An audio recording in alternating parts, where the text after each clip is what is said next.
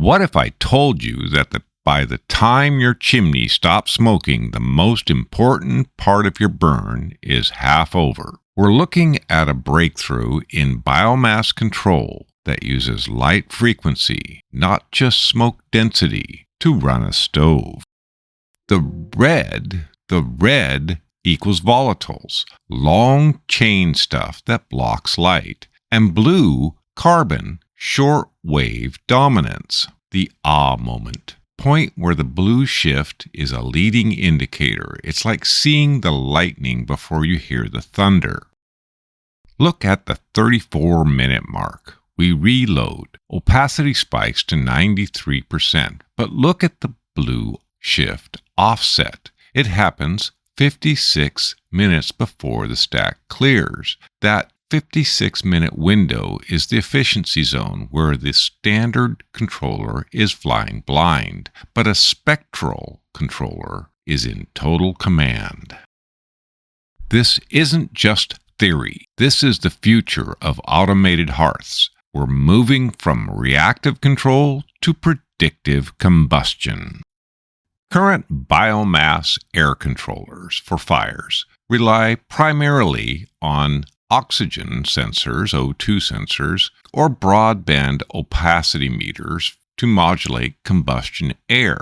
These methods often suffer from a lag time penalty, especially during the transition from the volatile heavy ignition phase to the carbon-dominated ember phase.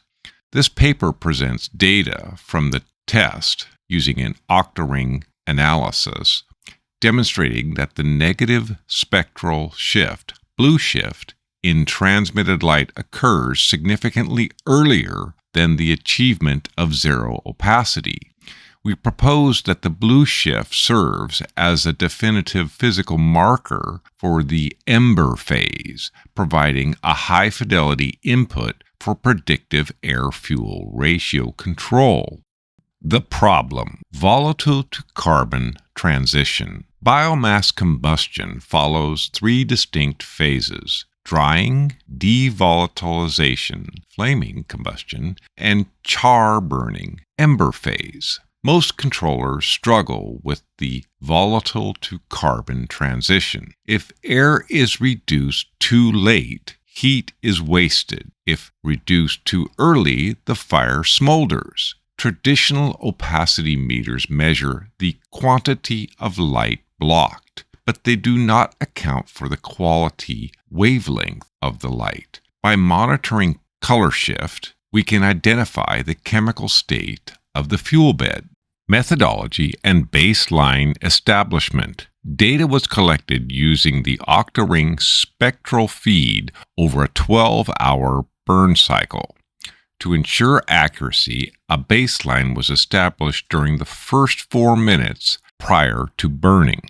The baseline wavelength was 487.59 nanometers. The baseline transmittance was 389.21 lux. Deviations from baseline are categorized as a redshift is a number that is greater than the baseline wavelength and is the presence of complex large chain hydrocarbons and heavy soot, smoke. Blue shift is a transition to shorter wave emissions and reduced particle size, carbon ember phase.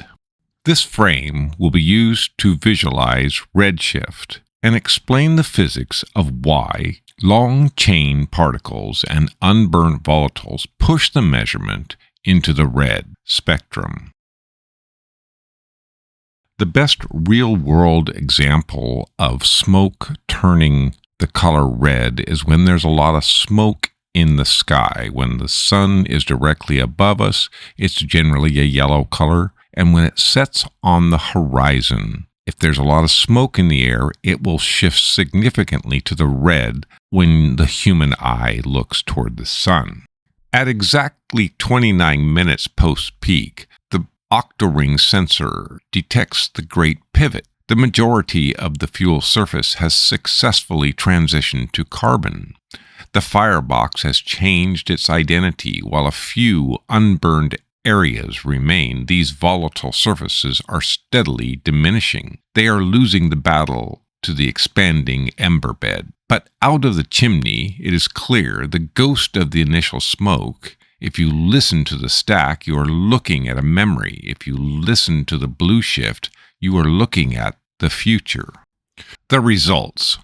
The early warning from the blue shift. Analysis of a major fuel insertion at 34 minutes revealed a critical correlation. Peak opacity was 93%, with a red shift of 156 nanometers. The onset of the blue shift was 29 minutes later. By the time opacity reached 0, we were at 85 minutes. There's a big difference between 29 minutes and 85 minutes. The key finding was the blue shift occurred 56 minutes before the opacity returned to 0. This indicates that the fuel had chemically converted to carbon long before the exhaust stack had physically cleared of residual particles.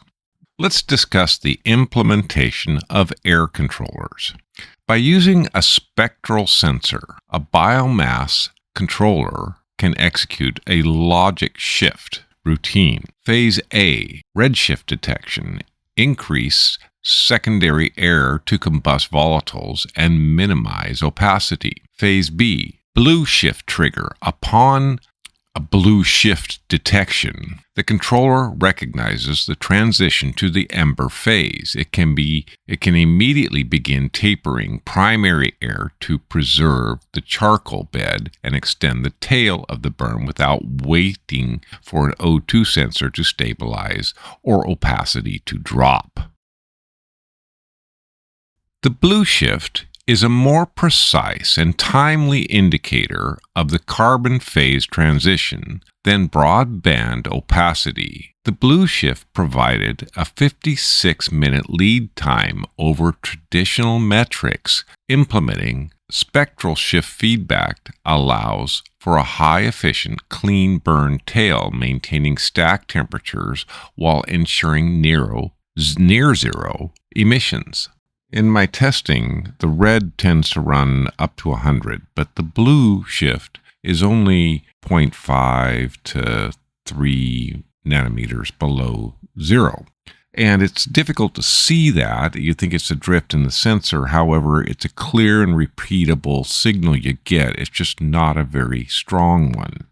It is persistent, and it does occur at a certain time. And I can chart it out on a logarithmic scale where it makes a little bit more sense. The deviation from the baseline is the key. So red is the most predominant smoke characteristic. Unburned fuel, long chain molecules, blocks or scatters the blue light. And when it goes into the blue, there's something else going on. However, it's indicative of an ember firebed. So how do you measure blue shift? Well, you have to have one of my octarings. They went through this CRADA project with the University of Berkeley, and I've got them back. And I have to say that the scientists at the University of Berkeley and the National Lab System are great people to work with. They're completely focused on opacity as a smoke measurement tool, which this unit does quite well.